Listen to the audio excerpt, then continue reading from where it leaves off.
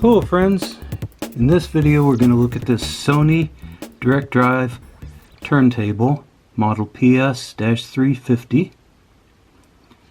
Done a little research on this. It's dated to about 1981.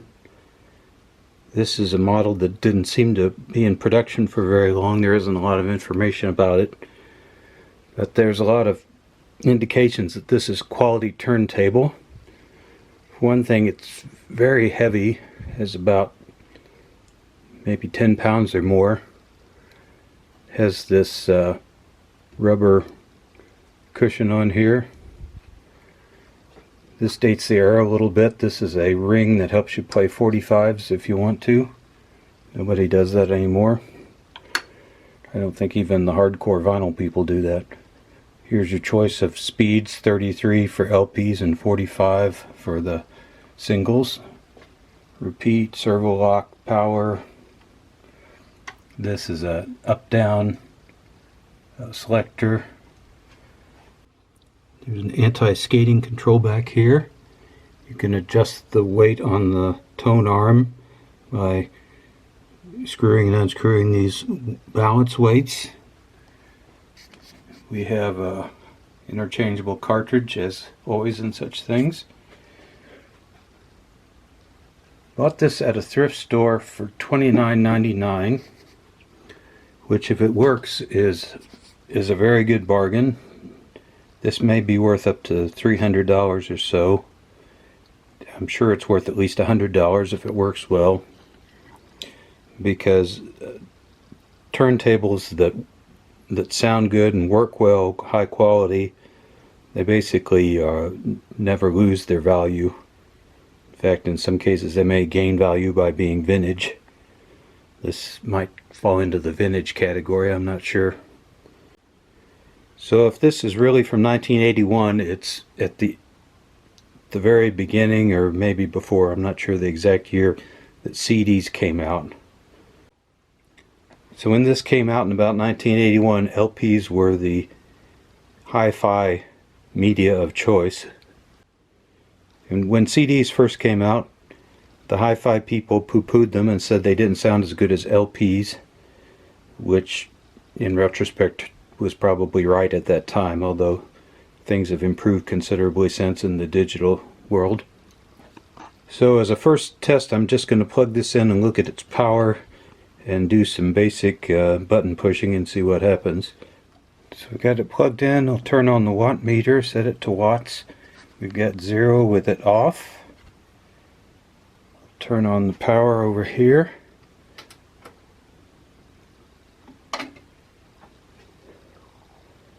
So it looks like it did a kind of a brief power up sequence. We're showing 2.8 watts at this point.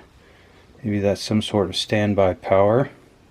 I guess as the next step I'll put a record on it without listening to it and see if it does the basic mechanical functions of playing a record. Here's a close-up of the cartridge. It's ND-138G, looks like. So I put Manhattan Transfer on here. The speed button is already set. So we'll lift the arm. It looks like that has a little transport safety clip. We'll move that out of the way. It's a nice feature. Let's go to, let's see. So this is the up position for cueing. Okay, we'll do start. Record starts spinning. It may jump.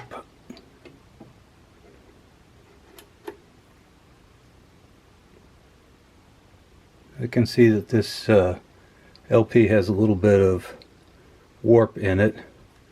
So that's what all the bobbing up and down is about. It's a feature of the LP. But it seems to be tracking. Let's see if we can, sometimes you can hear something directly from the needle.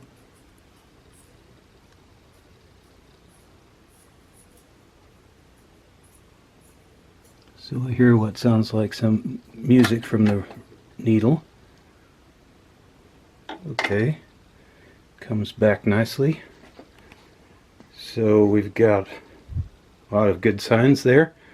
Nothing to be concerned about yet. Change the LP to something that's flatter. This is called Kids Stuff. Disco style children's songs. Isn't that fun? These are some JBL bookshelf speakers that I picked up at the same time as the turntable. This is my Edcom preamplifier and amplifier that I've had for many years. I'm going to turn this to phono setting. Turn on our watt meter again. Nothing there. Turn on the power button for the turntable. Back to 2.8 that we had before. And let's see if this all works.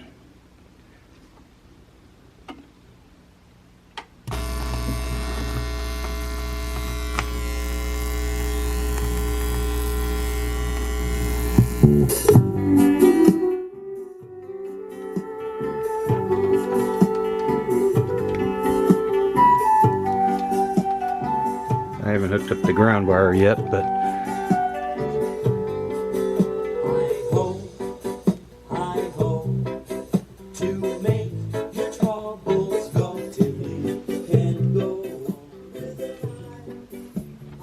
okay, the servo lock light is on. That's good. Let's see, we've already tested the mechanical functions here. So this is tracking the record fine, not skating or skipping or anything. It may be that it could still use some adjustment, but at least it's nominally okay now. Now for those of you who have the misfortune of being a YouTube creator, I haven't been able to find a way to determine if something is copyright disallowed in advance. So I'm going to make a rough cut of this video, upload it, and see if they slam me for it. And if they do, we'll just redo it with something else. I did an upload on YouTube of some of my clips earlier running this record. They didn't get after me, so you know, we'll call that a success for now. Copyright law has a feature called fair use, which means that you can use copyrighted material under certain circumstances, one of which is educational use or for criticism. In theory, you should always be able to use a very short section, 10 seconds. You know, no content creator is going to lose money on that.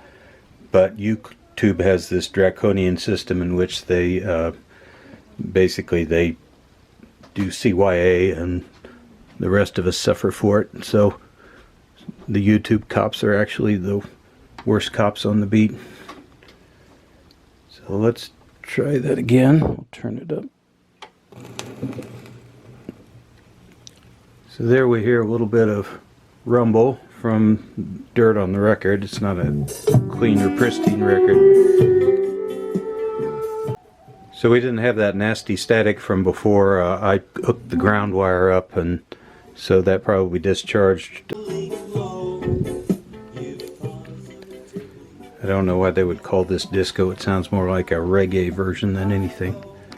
Here's something I didn't know about. This has a little light that maybe helps you operate this in the dark. Kind of a nice touch. So evaluation wise, we're not finding any mechanical or electrical problems on this. It's kind of dirty in places. I'm going to have to do a good scrubbing. And as you can see, the top is very scratched up. That might be a concern for a collector who would want a pristine item, but for a sort of a user of a high quality turntable, that's probably not a big deal. So the value here is as a functional high quality turntable. and I think this is a very good bargain at the price that's listed here of $29.99. So I'll do some more evaluation on this in the future, and may make another video after I fine-tune all the features and really work it out. But in this one we're just doing kind of a basic functional test, and everything passes. So that's a pretty happy story. So we'll wrap it up there. Thanks for watching, and bye-bye.